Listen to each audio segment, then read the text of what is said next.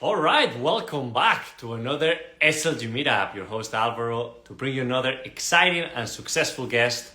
And listen, we're not gonna be heading too far out because we're gonna have a guest also from Florida. In fact, she's located in Jupiter and she's considered one of the leaders when it comes to real estate. She's actually been ranked among the top for many years. Her name is Holly Meyer Lucas. And not only she's a real estate expert, but she's also a mentor, a speaker, and she's running a team of over 30 people, closing over $500 million in sales. And not only she's doing all of this, but also she's a local influencer. She has other businesses from home renovation, marketing, training school. So she's full of surprises, and I'm very excited to have her here with us today to tell us a little bit about what is going on in there in the market. Also, what are some of the things that she's been doing and implementing consistently to take her to where she is today. So let's get her in. There she is. What's Good up? morning. What's happening, Holly? How are you? How are you? Good. How are you? Listen, super good, and even better now that we have you here with us today. Amen. Thank you so much for having me. This is going to be fun. Yeah, absolutely. Look, I was making a little intro about yourself because you are a box of surprises. Not only you are a real estate professional with lots of success on your belt, but you are also having this real estate training school. You're also doing all sorts of things when it comes to speaking engagement, mentoring, and you're doing the home renovation marketing. So I think that you're touching on all the different areas that if you combine them, it creates the perfect formula. So tell us a little bit about what is about this formula that you've created for yourself. Yeah, so I've been selling real estate for almost 10 years now. And when I first started selling, I started my team almost immediately because I saw the need for a team. And then I started my design and renovation business also almost immediately because I saw a need for us to be able to provide renovations for our clients. Everything that I've added to our tool belt has been out of a need for me personally needing it, and then seeing that our clients need it then too. It's funny, like with business, it's not rocket science. If there's a need and you can provide the need, start a business around it. It's like, to me, it's very basic. I think the thing that that you and I have in common is when we do anything, you have to do it at the highest level if you're working in the luxury space. And that's really the challenging part. I'm in South Florida, I'm in the Palm Beach area. And for example, with our renovation company, like the materials that we have to work with are significantly more expensive than they maybe are other places in the country. And when you're working with luxury clientele, the stakes are always just a little bit higher. So that definitely is a challenge, but the fundamentals are pretty easy. Right. No, and I love what you just said, right? Out of the get-go, you need to have a clear understanding on what is it that you want to do and build it from there, because a lot of people just get into the industry without knowing really which direction they want to go. And yes, things progress, but they take much longer. You already had a clear vision of what you wanted to do in which sector and which type of clientele wanted to work with. So that gives you a clear path on how to start building. And you did pretty good because with the marketing that you started to implement on it, you started to attract all of that because you are really good in the sports and entertainment industry. You're working with a lot of celebrities and VIPs. So tell us a little bit about how you got into that area. Yeah, so I worked, very early on, I did a ton of rentals specifically for the baseball community that comes to my area every year. And I'm very transparent about how I got into working with celebrities and athletes because I think people, I don't think people ever, or they don't do a good job of telling the full story. Like, how specifically did you get in with working with that type of clientele? Like, that just doesn't happen overnight. And there's usually like one person that you knew, and then you just kind of get your foot in the door. So my husband played baseball for 14 years. So my sphere was in baseball to begin with. Now, I will say I had to do my first year in real estate. I did literally 80 rentals. Like, I did 80 rental sides my first year in real estate. And if you're a real estate agent watching this, knowing how to do a rental is challenging. Doing a luxury rental where there are, you're coordinating housekeepers and the waterfront seawall is now caving in and the tenant needs it fixed. Like, it's just, there's a lot that goes into it. No, I mean, and then you're right. Sometimes you need to get yourself in the door in whatever angle you can, whether it's because you are connected through your husband to that type of world, or because you have a friend or you have a whatever, you always need to keep the eyes open, because sometimes people don't want to even look into these things. And we are always having some doors open that we just need to walk through. We just need to look for those doors. I also want to ask, because it's easy to market something that it's as beautiful as Jupiter and that also has so much going on. But when it comes to your personal brand, right? Because a lot of people always say, look, people don't care so much about my brand. They care more about how I promote their homes. But how important has been for you to become that local influencer and build your personal brand? It's everything. When I first started, I tried to be the like professional buttoned up. I tried to be the realtor guy, the realtor that like my dad would hire, like that type of realtor. And because that's what I thought realtors were. And I quickly realized that our business is, I mean, it's so cliche, but it's so true. It's a relationship business and it's a people business. And I can tell you, I have sold a $30 million oceanfront home. I've sold almost $1 billion in real estate. And I've done that by being myself and by having a lemon as my logo. I say the F word a lot. I'm high energy. I talk about shark diving. Like, you don't have to sell luxury and also to have a business in real estate. If you are yourself, you will attract the perfect type of clients. And taking it a step further and really identifying, I would recommend doing it in writing, like having a full on written plan for what your personal brand is so important. That's one of the things that I think agents freestyle too often. And being really, really diligent about who it is that you are and who the clients are that you're going to attract.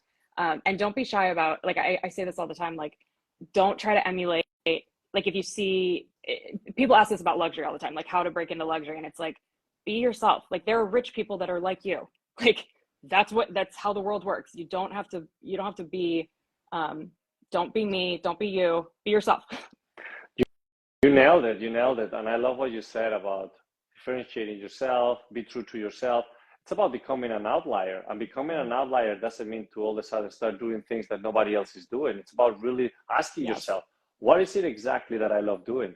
And once you start becoming more curious, and once you start bringing those passions into the surface, and how combining those passions is going to take you towards a direction that nobody else is heading. You know, like, I'm a skydiver. So I remember taking people on to skydiving. And that was just like out of something different from just showing homes. Or I'm a helicopter pilot, so I take them up in the helicopter. So it's about doing things that you're passionate about, that you will find an angle to combine it. You are very passionate about certain things that you have combined and put into your brand, and you're just staying true to yourself. And you said it right there, which is something that I really love. People are going to want to work with you if you are authentic, if you have that energy, if you're just providing value in the best way you can. You don't need to just become Holly. You just need to be yourself and be passionate about what you do, and people will start being attracted. Now, Holly, look, I want to jump into more of a personal question, right? Because you seem to be this energetic woman that does it all, that is doing so good in all angles. What is something that you do through your morning routines, or any piece of advice that you implemented to yourself into your routines that it has helped you to maintain that high energy? Yeah. So let me answer this by disclosing that I have 3 boys. They're ages 3, 8, and 10. My husband works in baseball, so he's gone half the year. So I'm alone with these kids in the morning and then for dinner. We work in real estate. I have 30 people that work for me. Me not being available after hours, so between like 5 p.m. and 10 p.m., me not being available during that time is just not an option. So as a mom, it's also the guiltiest time that we feel as a parent if we're not spending time with our kids during that time. And when I say spending time with our kids, I don't mean like sports games or like important events. I mean like daily dinners, like the daily routine of having that dinner time together. Okay. And I say this a lot to new parents, especially who work in real estate, because I think it's a big mistake to try to be the professional during that time and also the parent at the same time. So I have consciously made a choice to I have mornings with my kids. So we get up extra early. We all get up around 6 o'clock, and I get up at 5, and I have between 5 a.m. and 6 a.m. I have like my time where I get the thing done that I couldn't do the night before, or it's just my time to just scroll, to just veg, to just be me. So then at 6 o'clock, my kids get up and we spend between 6 and 8, when I need to take them to school, we spend time. That's our quality time. We have breakfast together, essentially, instead of dinner together. We don't, Right. I don't do the morning chaos with my kids. And I lean into this really heavily because I think moms especially struggle with this, where they're trying to get themselves ready, they're trying to get their kids ready, and then the morning is just chaotic. And then if you don't have the intentional time later, like the day just doesn't, it just is out of alignment. Yeah. So I think people that work in a service industry like we do, where you have to be available at 7 p.m., forgiving yourself for that and for taking those phone calls and instead focusing on the mornings has been a game changer for me. I love that. I love that. Right. So you need to, at the end of the day, make yourself a schedule that works with you and your lifestyle. Because otherwise, and again, we're here to be better every day. And you cannot do that if you're letting other people control your life. You have control over your own life, which is what you said. And you can see that in successful people, you know, like yourself, that it's taking control, it's managing the time in a very efficient way. So I really like that. Now, you've been in the industry for a really long time. So what is something that you would tell your younger self if you were starting over again? Oh my God. Don't buy the Zillow leads. Well, oh my God, there's so many things. Like I have made every mistake in the book, like all of them. If there was like a checklist of like all the mistakes to make, I have made all of them. And I think that I'm better because I've made all the mistakes. So honestly,